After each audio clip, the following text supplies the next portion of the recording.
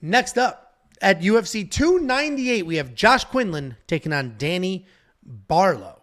Josh Quinlan, 6-1 overall, 3-1 in his last 5 years, coming off the first loss of his career. He's taking on Danny Barlow, 7-0, undefeated in his career with 5 stoppages in 7 total fights. Josh Quinlan's a dangerous guy, very good striker, very real power. He's got 2 wins in the UFC. He knocked out both of those opponents. You're going to see only 1 win. The other one was flipped to a no contest because he did fail a little bit of a drug test after that fight.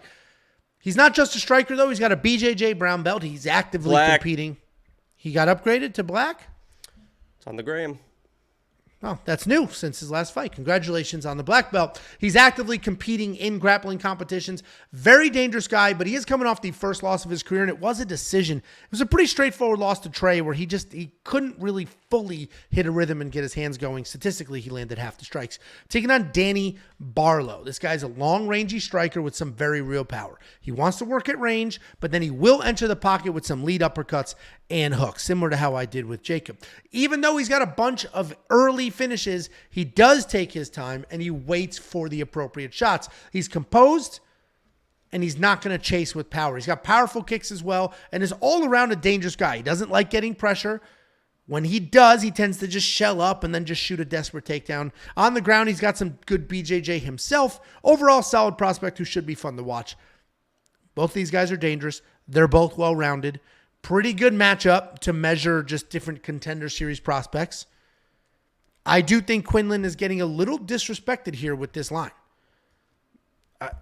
Minus 158, minus 183 for Danny Barlow. Plus 158, minus 183 for Danny Barlow. Almost a 2-1 favorite. I think it's a little bit disrespectful because Josh Quinlan has some very real power. And I can see why people are confident in Danny. He's good. I'm not taking anything away from him. But Quinlan's got some real power. Quinlan can strike. We just watched Josh be able to not get his hands going. So I'm going to lean a little bit away from him here. But Danny Barlow is going to be my insanely cautious pick. And I think this line should be a pick'em. I think this should be minus 110, minus 110. 2 young striking prospects. One of them hasn't even officially fought in the UFC yet. The other one got his first loss, might come out looking better than ever. Danny Barlow's the pick. Not touching this fight at all. What do you think, Jakey boy? Yeah, I will say that I fully respect the dangers that Danny possesses, right? I mean, there is no question that he can put Josh's lights out. He can put anybody in this division's lights out. He is just one of those guys. Left hand to God is his nickname, and he fires that thing, and he is accurate with that thing, and he is powerful with that thing, especially early in fights.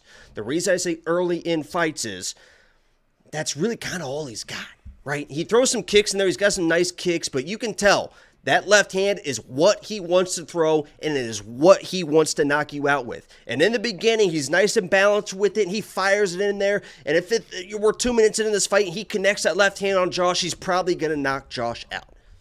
But if you watch as first rounds go on, he gets a little bit more lungy and a little bit more desperate, a little bit more sloppy with that left hand.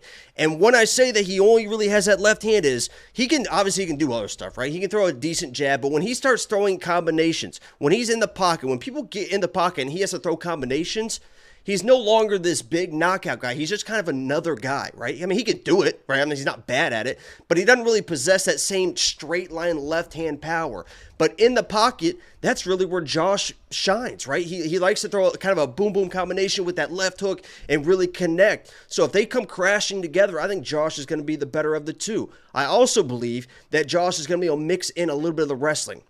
You saw versus Trey Waters, the length of Trey Waters really gave him an issue, but Trey was really pumping that jab. Danny Barlow doesn't really have a jab. In fact, he'll even switch orthodox to throw a left hand as a jab because he's normally, or he'll switch southpaw, whatever it is, to throw his left hand as a jab instead of the cross. But he really doesn't have that jab to keep Josh at distance. And you saw Josh try to mix in some takedowns versus Trey. Trey's very tall. He couldn't get the takedowns. I think he can mix in a couple takedowns, really work in some grappling. But if this extends past 2-3 minutes of the first round, I don't think Danny's going to have that knockout shot anymore. And I think Josh can win this fight either by finish, maybe in like a second, third round, because Danny didn't really have that experience and Josh is a tough dude, or he can win by a decision. So I am actually weirdly high on Josh Quinlan in this fight.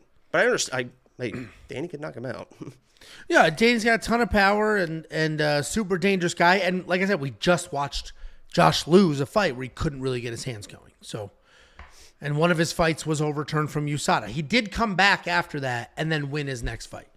If his last fight, or if his last win was the one overturned, then you could just credit all of it to what was going on in his body. But then he went out there and earned another win without issue. So he's a dog too, man. I mean, he's a fucking dog. No, 100%. I'm on the Danny Barlow side because literally based off of Josh's last performance, and he doesn't have enough fights to be like, well, his entire body of work. But I totally get being on Josh Quinlan's side, and I think these odds should be absolutely even. They're definitely too wide. And if we're playing DraftKings, Josh Quinlan's not a terrible underdog at $7,500. Who is that for? I know it's not for me. Get Back Gang says garbage breakdown. Take it to you. I'll deliver this for V-Day. You know where this is going, buddy. That might be his thing, man. He might be doing him a favor. If you want to unlock all the picks, the bets, the round line leans, and more, WeWantPicks.com. Click Become a Member at the top. It's only $10 a month. You're going to get this event and 4 others, including UFC Mexico City, which is in 2 weeks or whatever. Not this Saturday, but next Saturday. We got a couple more super chats from the insanely generous live stream. We got $10 from Lucky Tim. He said he just got off the phone with Fifth. I wouldn't take this fight if I were you either. He was on the phone and I could hear him salivating like a rabid dog. That's because he was fucking hungry. Yeah, it's late that was food related, and I'm sure he quenched that thirst with a long Virginia Slim in the cold Canadian garage. You never ripped on a Virginia Slim? No. Uber Night. I love cigarettes. Another $1.99. I don't know who you're calling a peasant, Jacob. He did spell your wrong. You're Angelo, no apostrophes, son. So, and then people did genuinely start asking in the super chat if we were related. Just to clear that up, Jacob's bright red, loaded with freckles. We look nothing alike. So, no, we're not related. You know what? I didn't see one comment, which really is very weird, is in that video, nobody was like, oh my God, Jacob isn't a ginger. Which doesn't make any sense to me because it's very clear that I am not a ginger. So. No mystery there. Yeah. I think they were just so shocked.